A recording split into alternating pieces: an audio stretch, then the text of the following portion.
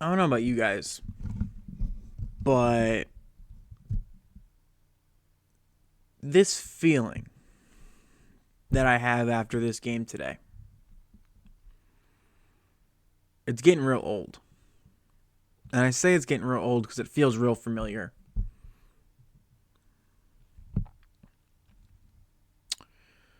You know, this hat right here that I've worn for every single Cavs postgame reaction so far, and every NBA video that I've done, I've worn this because it means something to me. You know, that year meant a lot to me, not just in basketball, but in other sports and other things too. It meant a lot to me, you know. This right here, what you saw me wearing at every Ohio State game this past year, meant a lot to me. I mean, these rings that I have here that are always on my table means a lot to me. There's not a lot in here. I'm working on my collection here. Give me a little bit. Cut me a little bit of slack there. But they mean something to me. And I know I'm not an athlete. And I'll never know the feeling of winning a championship like this. But as a lifelong fan, especially of all Cleveland sports, all Ohio sports, really, except Cincinnati, it feels like the same old feeling I've had ever since I can remember.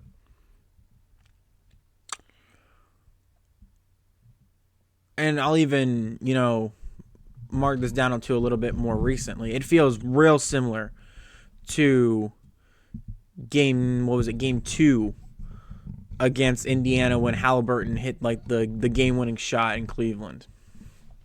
It feels real similar to that. And that was the game that broke the Cavs last year.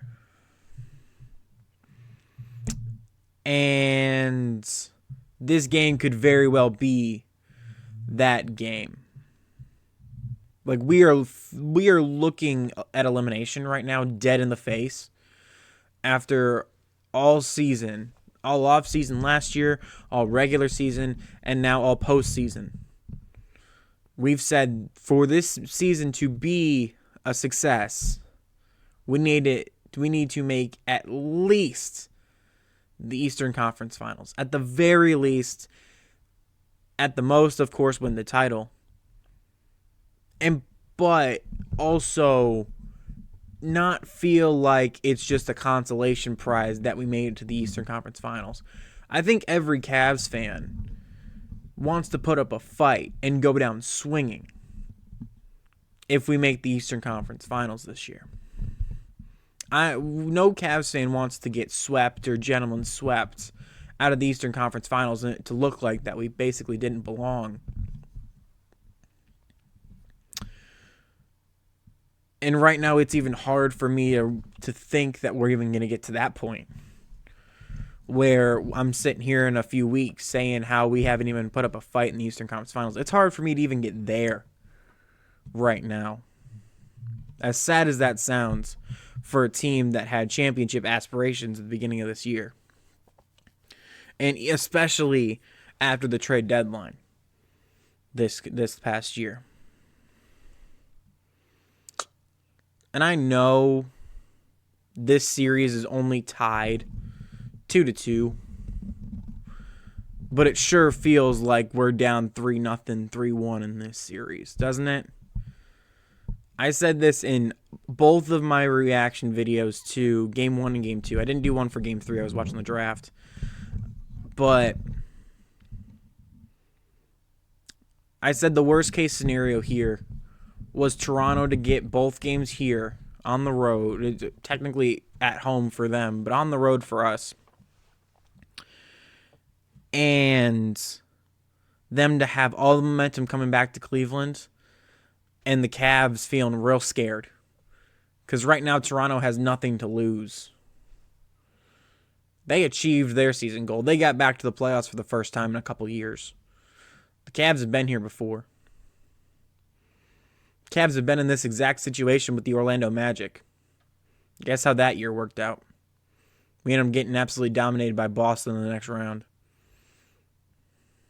You don't think that if the Pistons somehow managed to survive against the Orlando Magic, or worse, the Orlando Magic come out of the first round against the the Pistons, and they're going to be real hot if we somehow survive Toronto, you don't think that's going to be a tougher matchup? Because right now, I don't see the Cavs coming out in Game 5 and dominating like they did in the first two games of this series. All the momentum right now is with the Toronto Raptors.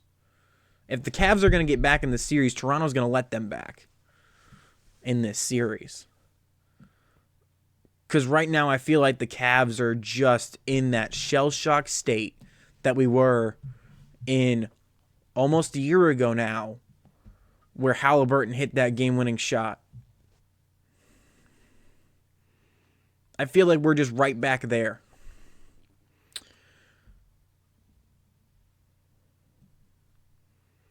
And if you've grown up an Ohio sports fan, you know, Ohio State, the Cleveland Indians or Guardians, the Cavs, obviously, but, you know, you've grown up with any of those Ohio teams,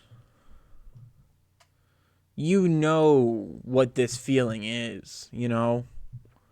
And it's one thing for especially the Cavs, and I don't know if this is just a mental thing right now, but it's one thing to go up against a city, you know, a state. It's a whole nother thing to go up basically against an entire country right now. Toronto is the only NBA team in the entire country of Canada. That's a whole different issue, but we'll see what happens in the future with NBA expansion. But right now, if you are living in Canada and you love the sport of basketball or like the sport of basketball, chances are you're a Raptors fan. So the Cavs are right now up against an entire country. You know, so I don't know if it's the pressure of that and the fans and all this other crap. And even then, that's not a good enough excuse. You know, because clearly the Raptors have adopted their culture from their fans, why can't the Cavs do the same? Most of these guys have been here for more than 2 years, you know, apart from all the guys that we just acquired in the deadline this past regular season. Most of these guys have been here for more than a year. They should know what that, you know, what this fan base is, what the city of Cleveland is, what the state of Ohio is. You know, like, we don't have the saying Ohio against the world for nothing, guys. If you've seen my previous videos of me walking around down here, you'll see the Ohio against the world flag in those videos because it's right behind me. I took that flag up to the big house in Ann Arbor last November. And it was one of the best days of my life, really. One of the top 3 best experiences of my life. I have a video on that on my channel here. It is by far the most popular video. Geez, populist, man. I gotta, woof. But it is by far the most popular video on this channel so far.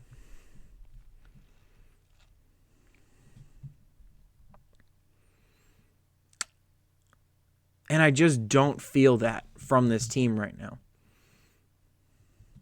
You know, you get the Browns and, you know, you want to feel that culture, but right now you got to go back to like 2023 when Flacco was in his first year, because right now, these past 2 years, this team, the Browns especially, have been dead. You know, they've been dead on arrival for these last 2 years. And, you know, that doesn't fit our culture. You know, Ohio State, that's a team that fits our culture as a state. Are they arrogant? Yeah. Do they deserve to be? Yeah. Because they worked that hard for it. Decades and decades of hard work, championships, blood, sweat, tears from every single player that stepped onto that field down in Columbus. They earned their respect. No matter how many players transferred out, quit, said they would never play for Ohio State ever again, all the tragedies that happen sometimes, you know, that culture has never shifted, not once. The expectation has not changed. If anything, it's gotten bigger over the years, especially under Ryan Day right now. That's a team that fits its fans' culture. The Cleveland Guardians right now, that's a team that fits the culture of the city of Cleveland and the state of Ohio, really.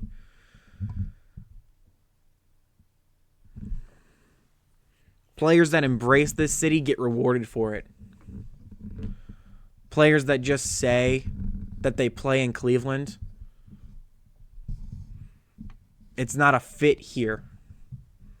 You know, LeBron embraced the city when he was here. This is his home. And he won a championship.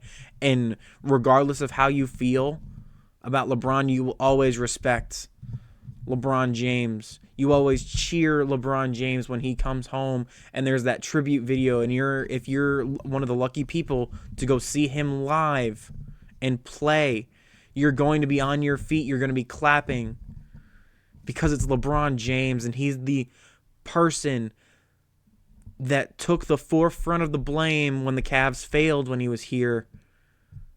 But he also took so much love for what he did in 2016 that year, going up against the best regular season team of all time, really. And you can either make of all time or up till that point in the regular season. And when not only went up against them, but were down 3-1 in the NBA Finals and came back, which was a feat that no other team did in the history of professional basketball. No other team came down or came back from a 3-1 lead and won in Game 7 on the road in a place that was so feared by every single player in the National Basketball Association. That's a team that fit its culture. You can say Ohio against the world that year, and it means something. Last year in 2024, or 2 years ago now, but, you know, the 2024-2025 football season, you could say Ohio against the world because of how that season ended with the loss against Michigan at home. And then Ohio State went on and had the most dominant playoff run ever. Regardless of what Indiana fans want to say, it was.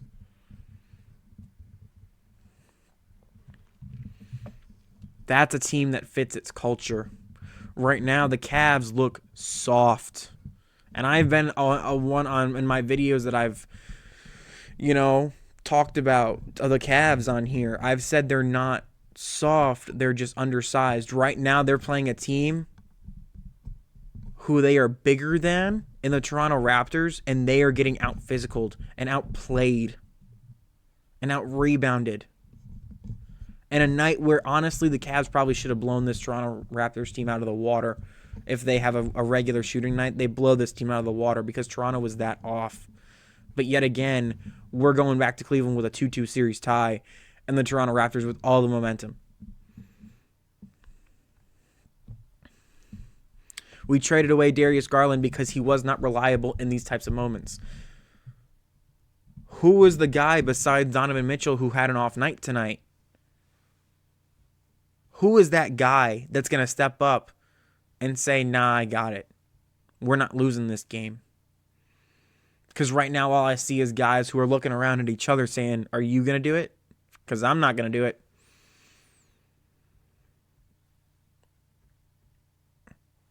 Once again, the bench does absolutely nothing in this series. Donovan Mitchell finally has an off night. James Harden was a complete ghost. Jaren Allen was not great offensively, but pretty good defensively. Evan Mobley has one of his worst games of his entire playoff career.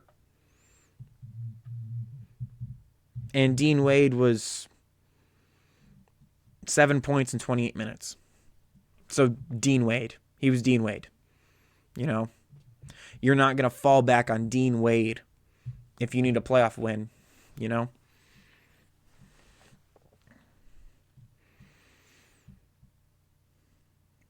Strus, a guy that's supposed to be able to hit threes, was 0 for 5 today. Schroeder had a good first half and then disappeared in the second half. 8 points in 13 minutes. Merrill was the only guy that did somewhat decent today. 14 points in 19 minutes. He did okay. Not great from 3, but no one really had a good game from 3 today. Went 3 for 7. Jalen Tyson had an okay game, but, you know, Jalen Tyson's got to find his groove at some point here. And Keon Ellis was a complete ghost. But he only played 4 minutes. So, really, he didn't get in that much. Took a shot. Missed it. It was from 3. He missed it. This was the game you had to get if you were the Cavs. Because Toronto's going to make you pay for it. Now it's do or die right now. Because if you lose to Toronto and Cleveland in a few days, in Game 5, the series is over. Because now they're in your head. And if they get you on your home court in a series that you were up 2-0 in, it's over. They have you mentally. They have you physically right now. We'll see if that even changes. Because right now, what the Cavs need to do is come out and absolutely punch Toronto in the mouth on Game 5. Get that crowd into it. Be physical. But I'm not confident that they'll actually do that right now. I'm not.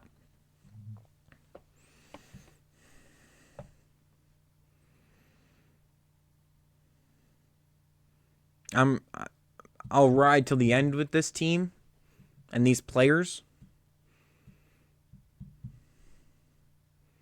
But I'm going to keep it real when I see it. I'm not going to be a person that's going to be cautiously optimistic here. I'm going to call it like I see it. And right now, there's no way that if the Cavs play like this again in a few days in Game 5, that they win this series. Absolutely no way.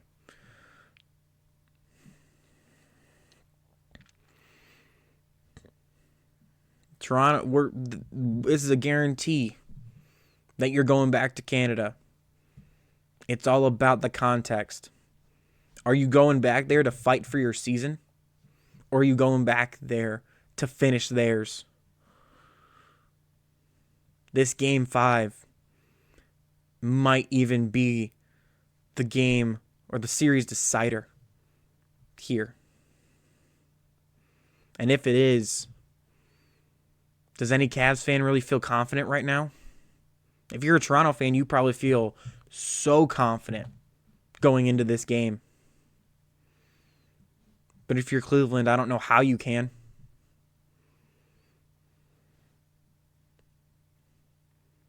Game 3, okay, sure. That was the game that Toronto was going to have, you know. I don't think they were ever going to let Cleveland get up 3-0 on them. Cavs kind of came back a little bit, but Toronto put them away in that fourth quarter. Today, both teams played not to lose. And the difference, honestly, is that the crowd was cheering for one team and the crowd was booing the other team off the court. James Harden was getting booed every time he touched the ball today. Does that not give you any motivation? I'm sure people and fans, right or wrong, have said worse to you specifically, but you get frazzled because a stadium is booing you every time you touch the ball. Don't you want to quiet them? Because guess what? In Game 5 of the 2016 NBA Finals, guess what the Warriors fans did to Kyrie and LeBron? The same exact thing. You want to know what they did? They won. And they quieted them down. And they ended up bringing the series back to Oracle at the time and hoisting the Larry O'Brien trophy on their court. That killer's mentality is what the Cavs need to bring, especially to Game 5, but especially to Game 6 in Toronto. Because right now, both of these cities, sports-wise, are laughingstocks. But Toronto, like it or not, has the more recent championship.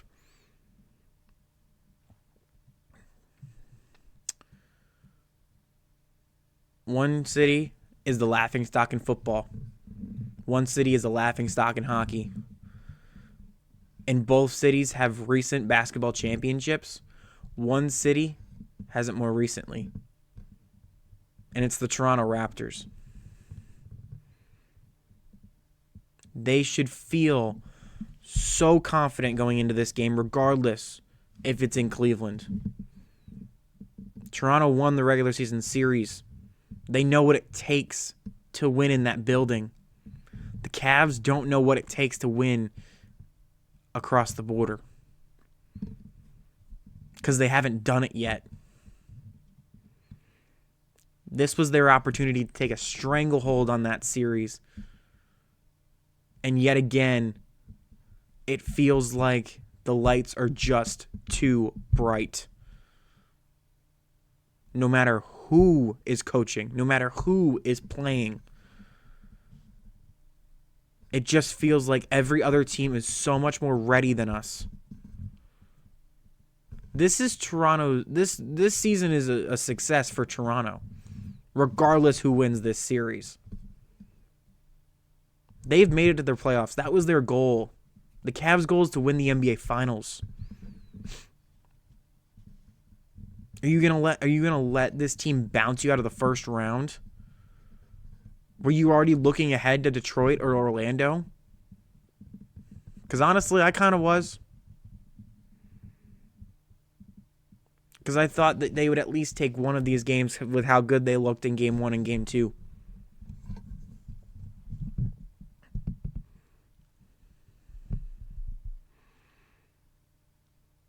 Game 5 sure is not Game 7, but it sure feels like it.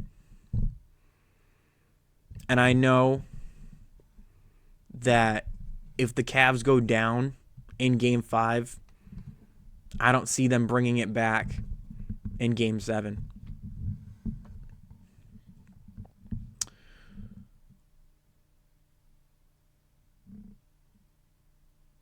Honestly, that's all I got.